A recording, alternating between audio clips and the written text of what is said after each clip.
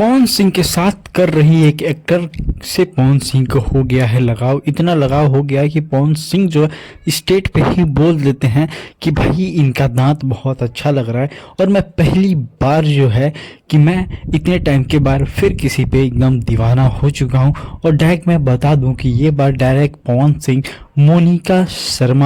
मोनिका मिश्रा के लिए बोल रहे थे, और जो है उनके साथ स्टेज शो पे डांस भी करते हैं।